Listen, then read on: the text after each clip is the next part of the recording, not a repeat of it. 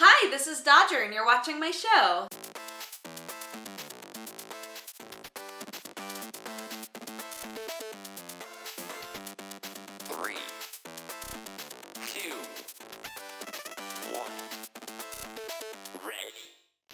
I'm totally wearing Erin's shirt right now, don't tell her. This is the shirt that she let me borrow when I went to PAX with only one shirt in my luggage.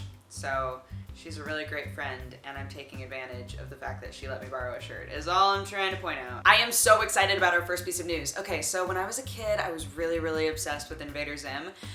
And Oni Press is bringing in an Invader Zim comic book, oh my god! So for those of you who know nothing about Invader Zim, somehow, because you've apparently never walked into a Hot Topic, Invader Zim is this cartoon that's about an alien who's really bad at world domination, basically. He's sent to Earth, but not with the plan of him actually taking over Earth, which is what he believes. He was just being banished and they hoped he would just kind of die in space and he didn't. So anyway, the show was cut off prematurely. I think we could, as Invader Zim fans, I think we can all agree the show was cut off prematurely.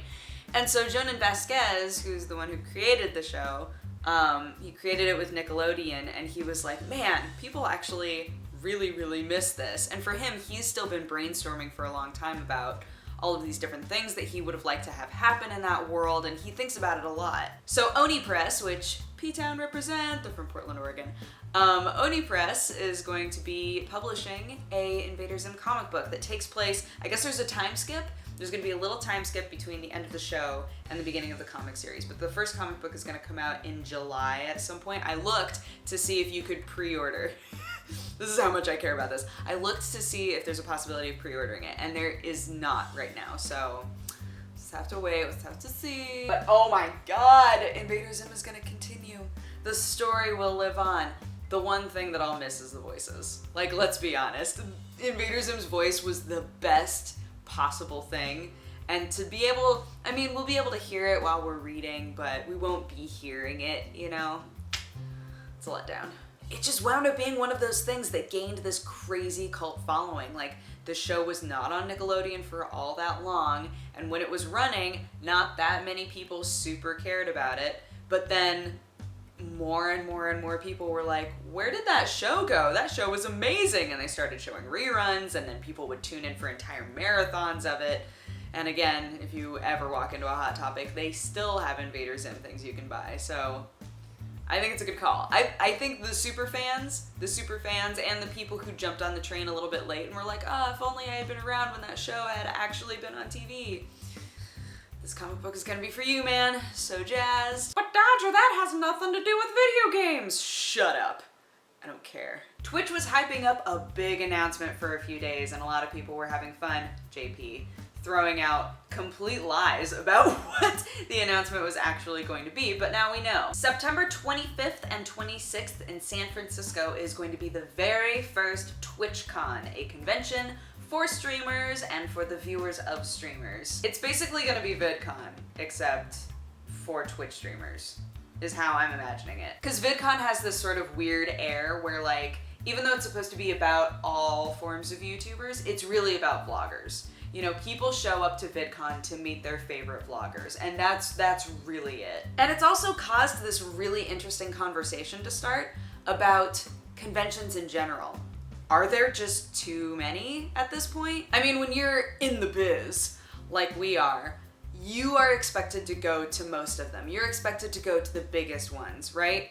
And eventually it gets to be expensive, first of all, and also just you're seeing regurgitated information, right? You're seeing a lot of the same things being announced, a lot of the same games are there to be played. There isn't a whole lot to get out of conventions when you're going to them constantly. There's so few things to experience that make you feel like it's worth it, aside from meeting you guys, obviously. Like, that's mostly what I do at conventions now. But even game companies are starting to be like, look, we're not gonna come to this convention because in like 2 months or even less, we're gonna have to spend a buttload of money to go to this convention, so what are we supposed to do?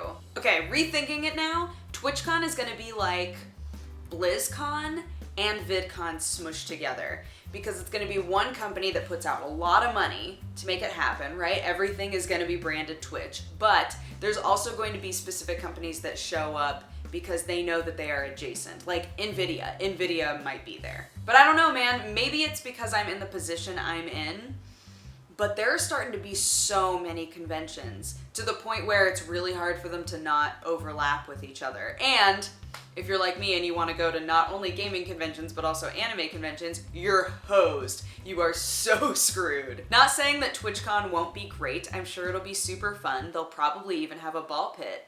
There you go. There's my really bad joke for the day. Nuggets! If you would like to know more about TwitchCon, there's really not much to know. It's a save the date, right? They're saying, we're gonna do TwitchCon. It's gonna be September 25th and 26th. It's gonna be in San Francisco. And that's all that we know right now. So if that's something that you're interested in, keep your ear to the wall to hear the things about the stuff.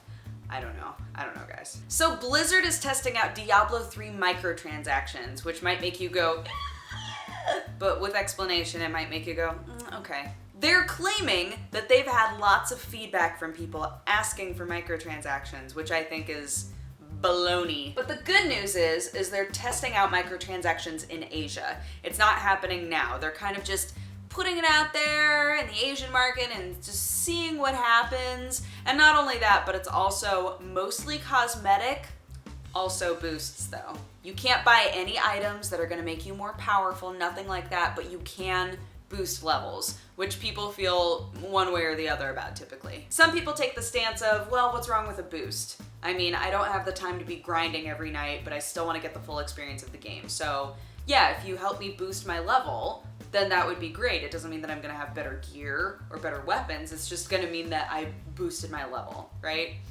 And then other people are like, no.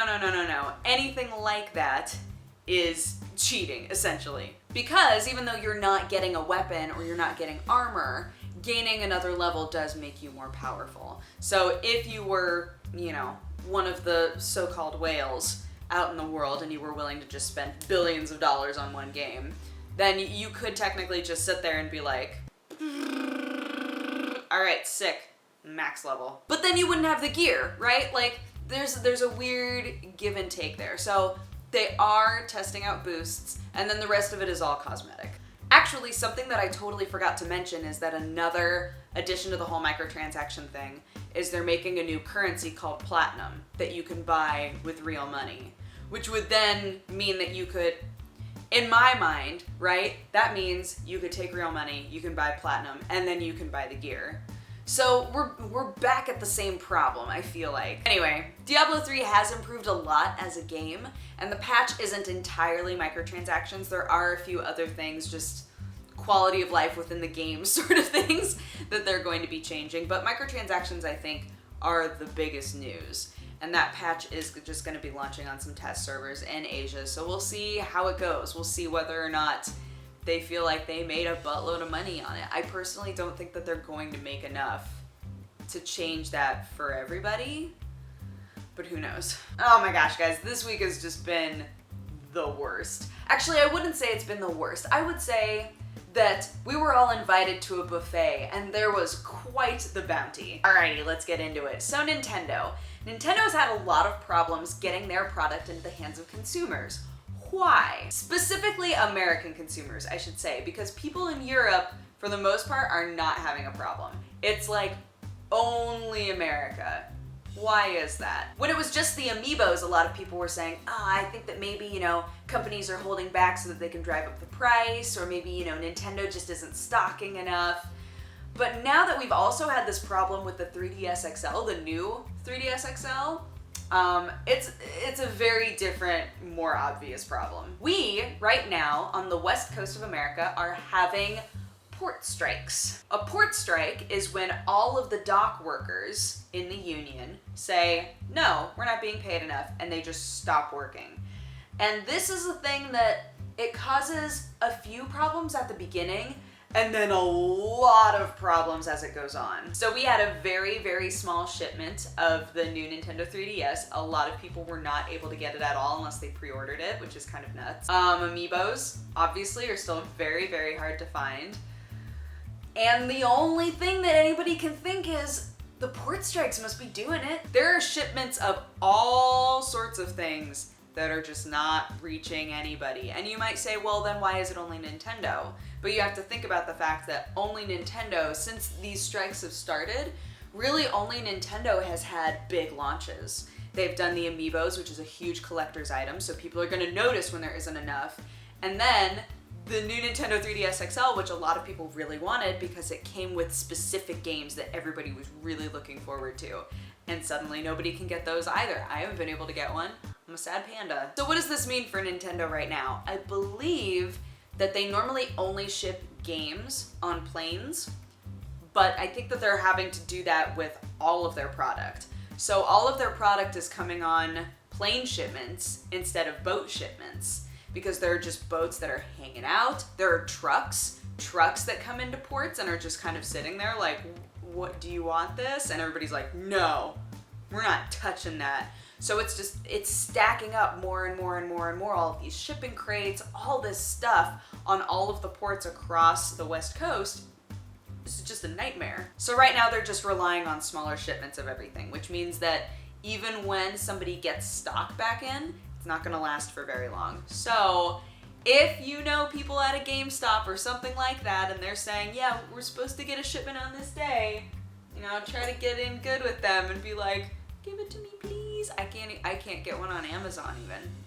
I can only get the Japanese version, and I'm like, So anyway, that's the new speculation about what's going on with that. And it seems like Nintendo is willing to agree, which, you know, could either mean, oh my gosh, this is a perfect thing to blame it on. Yes, it's the strikes. Or it means that that's actually what's going on. Remember in September when we were told that Final Fantasy 15 was 55% done? What a specific percentage. So it's been a few months since then. I mean, an entire season, an entire winter season. People have lived and died. But it turns out that Final Fantasy 15 is now only 60% done. Why is that exactly? If you were to ask me, if I were to just like throw out a possibility, it would be that they were spending a lot of energy on the demo. I would assume that they had a lot of pressure on them to put out a really good demo, right? And an exclusive demo as well, which is also sort of weird. So it was like, if people are gonna buy a game so that they can play this demo, then that demo better be so dope and better be so worth their time.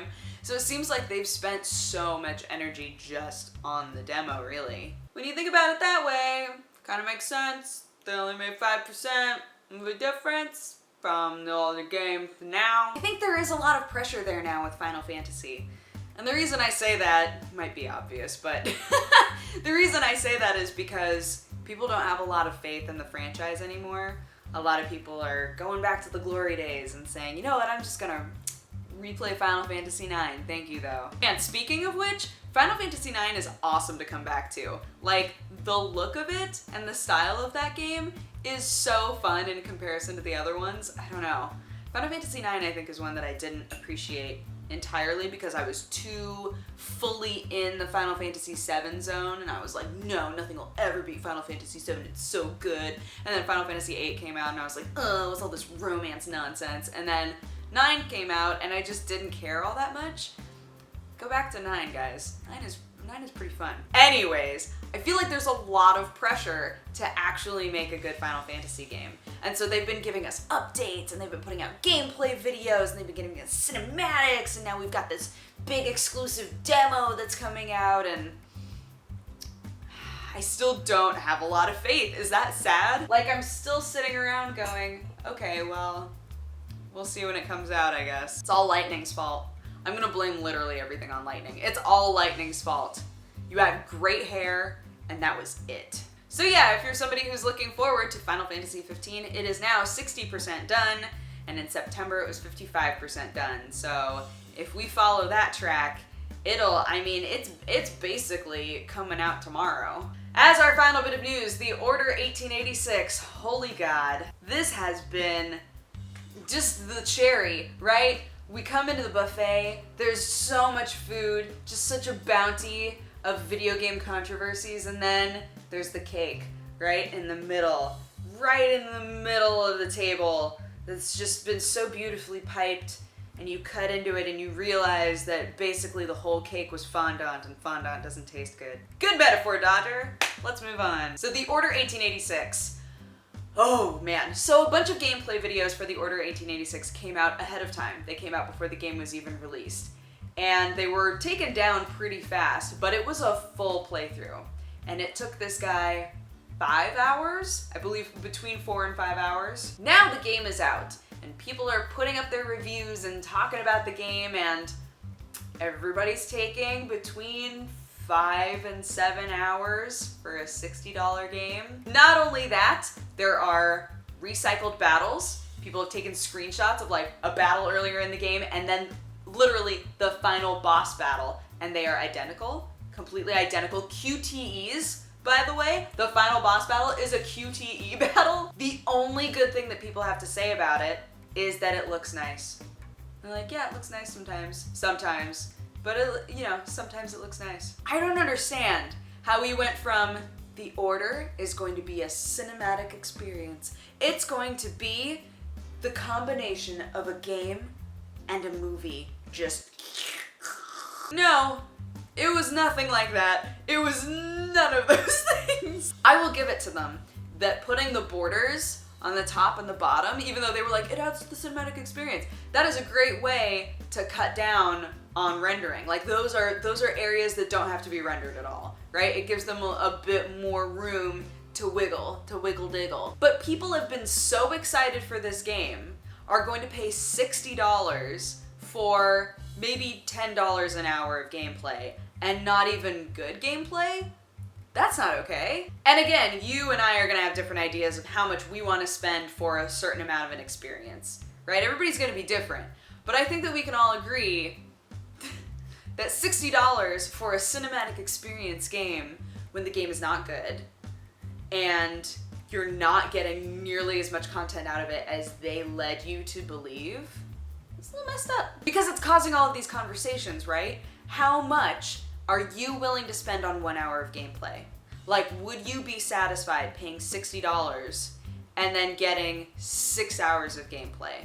Would that be okay for you? And for some people, the answer is sure, if the game is good. But what if the game is also bad? Like, I've paid a lot of money for a game where I got, like 5 hours out of it. And then I've said to myself, did I enjoy that game? And fortunately, in the past, I can say, yeah, I actually really enjoyed that game. I don't feel like I really wasted money. Sure, maybe it should have been a little cheaper, but I don't regret that I bought that game. So yeah, let me know in the comment section, like, if you could spend a certain amount of money per 1 hour of really good gameplay, how much do you think you would spend? Anywho, that's been my show. Thank you so much for watching. If you have a positive or a negative response, feel free to leave it in my comment section. And if you'd like to have coffee with me, it is actually currently on hiatus, but I did just upload a live streamed coffee time from Valentine's Day of both Sam and I. Oh my gosh, so cute. So if you want to watch that, it's basically like me interacting with chat and then Sam playing Monster Hunter and then throwing out thoughts every now and then. It's fun. Anyway, enjoy that. Have a fantastic rest of your week, and I will see you guys again next Sunday. Bye-bye. Mwah.